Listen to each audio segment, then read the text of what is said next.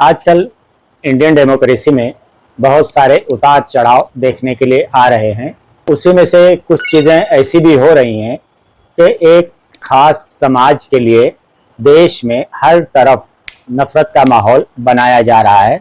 इसकी एक मुख्तसर हिस्ट्री और तारीख मैं आपके सामने रखूँगा।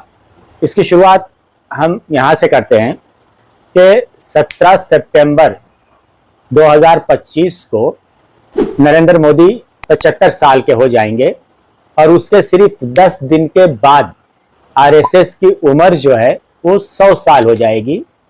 आरएसएस किस आफत बला मुसीबत का नाम है, इसके बारे में जानना हर हिंदुस्तानी को जरूरी है।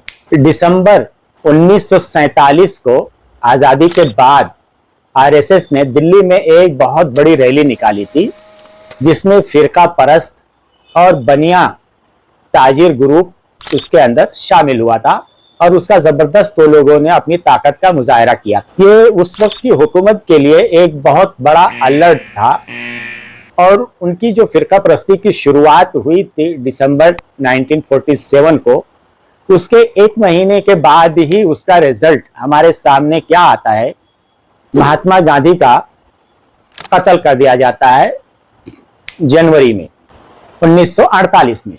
सिर्फ 3 दिन के बाद 2 फरवरी 1948 को यह फैसला किया जाता है कि आरएसएस के ऊपर बैन लगा देना चाहिए और आरएसएस के ऊपर बैन लगा दिया जाता है। और 3 फरवरी को उस वक्त जो आरएसएस के हेड थे गोलवालकर और उनके 20,000 साथियों को गिरफ्तार कर लिया जाता है। लेकिन सिर्फ 1.5 साल के बाद आरएसएस से कहा जाता है कि आपका जो दस्तूर है, आप अपना दस्तूर जमा करवा दीजिए सरकार के पास। आरएसएस अपना दस्तूर सरकार के पास में जमा करवा देता है। इसके बाद 11 जुलाई 1949 को आरएसएस के ऊपर से सरकार पाबंदी हटा लेती है, तकरीबन 1.5 साल के बाद। तो आरएसएस का जो मुख्य पेपर था ऑर्गेनाइजर, उसके अंदर के.आर. मलकानी मजमून लिखते हैं कि आरएसएस को सियासत में कदम रखना चाहिए, अपने बचाव के लिए और अपनी बका के लिए सियासत में कदम रखना जरूरी है। के.आर. मलकानी ने यह मजमून ऑर्गेनाइजर में लिखा और उस वक्त किसी ने उसकी मुखालफत नहीं की कि आरएसएस को सियासत में कदम रखना चाहिए, बल्कि उसने सपोर्ट किया। बलराज मधु आरएसएस के कारकुन थे, इनका ताल्लुक आर्या समाज से था। उन्होंने भी कहा कि आरएसएस को सियासी और मुआशी मसाइल के हल के लिए और खुद अपनी बका और तहफ़्फ़ुज़ के लिए सियासत में कदम रखना चाहिए।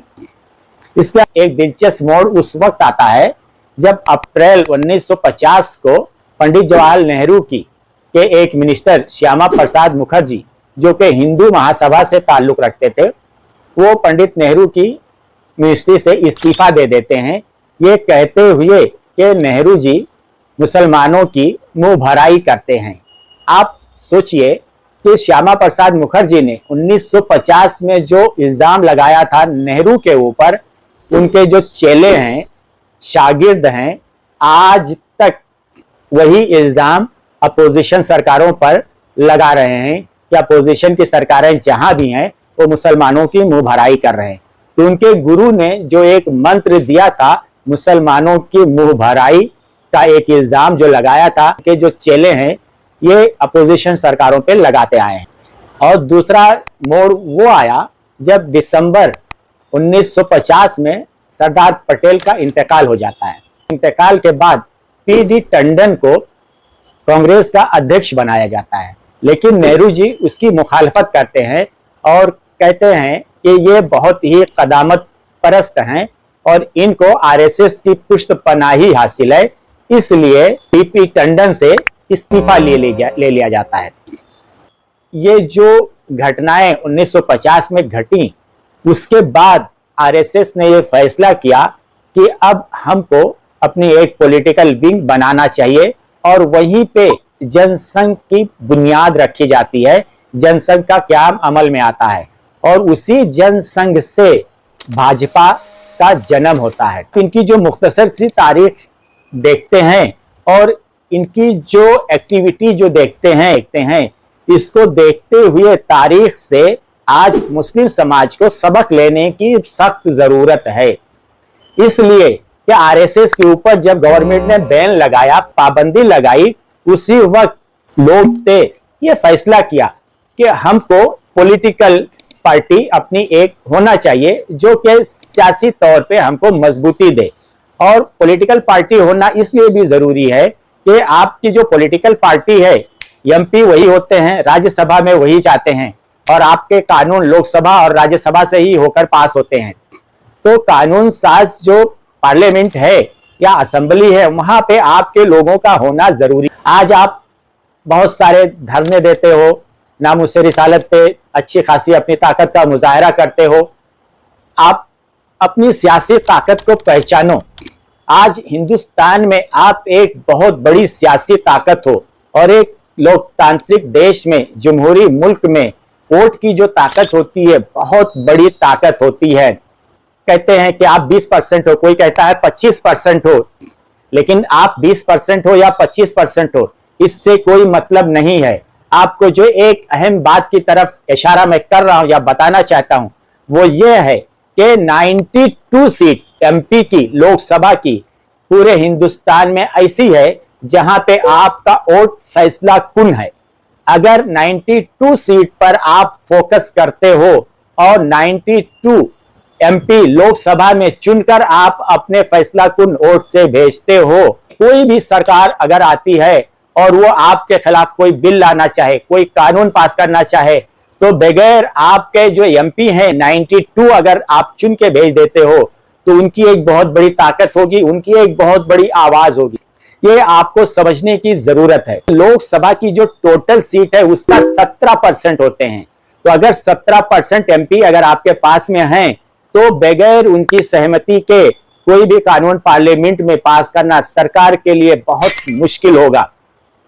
इसलिए आज जितनी हिंदुस्तान में जो भी ऑर्गेनाइजेशंस हैं, जितने भी तालीमी इदारे हैं, जितने भी मसाजिद के जिम्मेदार हैं, जो दरगाहों के जिम्मेदार हैं, जो ट्रस्टी हैं, आज सबको अपने जो छोटे छोटे मफाद हैं उनको कुर्बान करके एक बड़ी लड़ाई आपको इस देश में लड़ने के लिए तैयार होना चाहिए कि हमको अपनी जो पॉलिटिकल पावर है वो हासिल करना चाहिए। और जब तक आपके पास में पॉलिटिकल पावर नहीं है, आप फुटबॉल की तरह, फुटबॉल के मैदान में जैसे फुटबॉल को किक मारा जाता है, एक इधर से मारा दूसरा उधर से मारा, तो आपकी हैसियत एक फुटबॉल की ही हो जाएगी। इस देश में फुटबॉल से ज्यादा आपकी हैसियत नहीं रहेगी।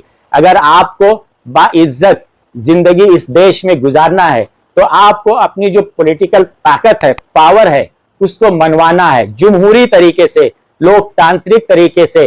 एक डेमोक्रेसी देश है, तो डेमोक्रेसी के अंदर रहते हुए देश का कानून, देश का संविधान जो आपको पावर देता है, इजाजत देता है, उस दायरे में रहकर आप अपनी ताकत, अपनी अजमत मनवा सकते हो। अगर आप लोग वक्त रहते हुए नहीं बेदार हुए, तो आने वाला जो वक्त है इससे भी बुरा होगा। कोई भी आएगा, आपकी मस्जिद तोड़ेगा, दरगाह तोड़ेगा, ईदगाह तोड़ेगा, मस्जिद में घुसकर मारने की बात करेगा, आपके रसूल की शान में गुस्ताखी करेगा, और ये सब बेइज्जती, जलालत सुनते रहोगे, सहते रहोगे, कोई आपकी आवाज नहीं बनेगा। और ना ही आज की डेट में कोई पॉलिटिकल पार्टी आपके हक में आवाज उठाने के लिए तैयार है। इसलिए आपको अपने समाज की अगर रक्षा करना है, हिफाजत करना है और इज्जत की जिंदगी जीना है, तो आप अपनी सियासी ताकत को मजबूत कीजिए और आप अपनी सियासी क़यादत पैदा कीजिए। जब तक आपकी कोई सियासी क़यादत नहीं होगी, जब तक आपके लोकसभा में एमपी नहीं होंगे, असेंबली में एमएलए नहीं होंगे, जहां आपकी जितनी ताकत है, जहां पे आपके फैसला कुन वोट हैं, वहां पे एकजुट होकर आप अपने लोगों को पार्लियामेंट में, असेंबली में भेजो। वही आपकी ताकत होंगे, वही आपकी आवाज बनेंगे। और अगर आप पॉलिटिकल पार्टियों का मोहरा बनते रहोगे, तो सिर्फ मोहरे की ही तरह वो आपको इस्तेमाल करेंगे, और एक टिश्यू पेपर से ज्यादा आपकी कोई हैसियत नहीं होगी। Use and throw. आखिर में मैं सिर्फ इतना ही कहूंगा, न समझोगे तो मिट जाओगे ऐ हिंदी मुसलमानों, तुम्हारी दास्तां तक भी ना होगी दास्तानों में। बहुत बहुत शुक्रिया। आपको ये वीडियो कैसी लगी, पसंद आई हो तो इसको लाइक कीजिए, और अगर आप हमारे कायनात अपडेट यूट्यूब चैनल पर नए हैं तो बराए मेहरबानी हमारे इस चैनल को सब्सक्राइब कीजिए।